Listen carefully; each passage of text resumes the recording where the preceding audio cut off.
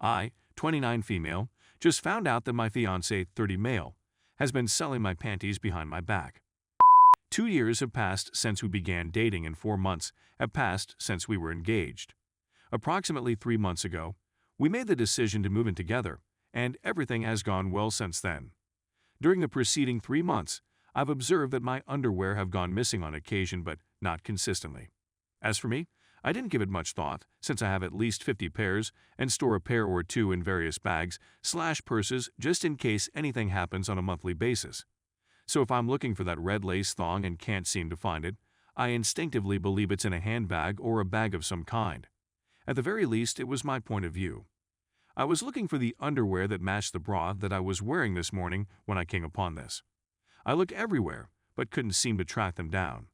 In order to check whether they were still in there, I requested my fiancé to go through the dryer. He chuckled and said he'd sold them to another party. I giggled and pushed him to look for me, thinking he was kidding, and he obliged. "I'm serious, babe," he tells her. What I was hearing was just unbelievable to me. I was enraged and hurt by what had happened.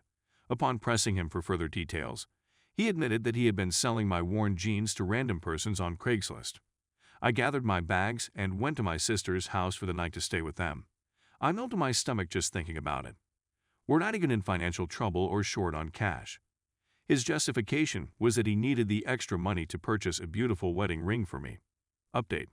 The first and most important thing was that I returned to my apartment while he was at work with my sister. I packed up the majority of my stuff and delivered them to my sister's residence. He was on his way home from work when I phoned him, since I believed it was the quickest method to communicate, and told him to tell me exactly what he had done. He did so without hesitation. The following are the most crucial aspects to remember. His sales of my soiled underwear have been ongoing for the last 3 months. Also, he has posted semi-naked suggestive photographs of myself that I had previously sent to him. Those underwear that I was wearing in the images were marketed by him. In his words, he just shared the images to confirm to the clients that the item in question was really worn by him. It was his claim that he assured the customers that I was entirely in agreement. He claimed to be me in the emails, and that when they met in person to sell them, he told the guys that I was too afraid to come on my own and that I asked him to accompany them to the delivery location. He has sold around 20 pairs of underwear thus far. There are many pairs of underpants in my closet, and I purchase new ones on a regular basis. This explains why I was completely unaware of such a significant amount of money going missing. This is especially true given the fact that I keep a few pairs in gym bags in other locations. He confesses to earning $900 as a result of this. He states that he sells them for around $40 each pair, give or take a few dollars. He first informed me that he need a little sum of more funds in order to manufacture my wedding band. Then, when I confronted him, he said that selling my underwear gave him a thrill, since he knew that other males found me appealing and were aroused by my underwear. He expressed serious regret and sought to rationalize his actions by equating them to the sale of my worn-out costly shoes or wallet. I completely disagree, especially given the fact that these individuals are acquiring them for purposes. I have a strong sense of being controlled and exploited. This relationship is over for me, and I've made the decision to call it quits on the wedding plans. I was completely taken by surprise during this whole encounter, and I had no clue he would act in this manner. I'm hoping to share the news with my family over the weekend, with the support of my sister. He is still attempting to persuade me to go to couples counseling with him in order to save our relationship, which I refuse to do. In any case, I'm done with him at this point. Addendum: the question of money has been brought up. He made no promise to reimburse me, and some people advise that I demand the money, while others believe that taking it would be a bad decision in this situation. Thoughts. Story 2. My boyfriend of 6 years cheated on me again. I've been with my lover 26 male for about 6 years. Our wedding anniversary falls in the spring. We began dating after high school and have been together ever since, with the exception of a 3-year break when he was disloyal to me. He insisted it was nothing more than a kiss, so I stayed. We've been seriously considering marriage for a few years, and he just purchased my engagement ring. My partner met a married couple, both in their 30s, via an online game around a year ago. They rapidly became intense friends and started playing every day pretty much all day. After that, they exchanged phone numbers. If they aren't playing together anymore, they are texting. When we were talking about our wedding, My boyfriend said that he previously asked the spouse, I'll call him A, to be best man. Because and his wife reside in a different state. They are long-distance buddies. He and I both went on vacation with my folks 2 weeks ago. It was a fantastic vacation, except for the fact that my partner was not involved with me or my family for the most of it. He'd communicate with us at restaurants throughout dinner, but that was about it. Because he had been so distant the day before we were supposed to go home, I began to believe something was up. I rummaged through his phone and discovered proof of an emotional affair. They exchanged messages in which they said, "We can't go any farther even though I sense a spark. You have to be monogamous. I like being intimate with you. A, so you're in love with OP, but enamored with me. Says, and despite all that separates us, we are friends first." My boyfriend even texted me that he was using the wedding as an opportunity to visit. I was shocked and questioned my partner about it. He admits to having emotions for A, but insists that their connection has not evolved to a level. Regardless, this is cheating to me.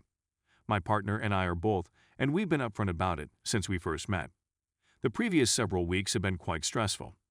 I sent screenshots to A's wife to let her know what was going on. She rejected them and me, saying she's certain nothing untoward is going on. Now, my boyfriend demands that I apologize to her for going to his wife, rather than addressing him directly. I'd flatly refused. My partner is deceiving me by claiming that I violated his privacy, which I didn't discover anything, and harmed his friendship, and that it is my responsibility to make apologies. Nonetheless, my boyfriend has told me that he would spend less time playing with and more time paying attention to me on our date evenings. He did, however, spend the whole New Year's Eve playing with him, ignoring me, and as I write this, they are playing and speaking in a voice call together. Please accept my apologies for the length of this message.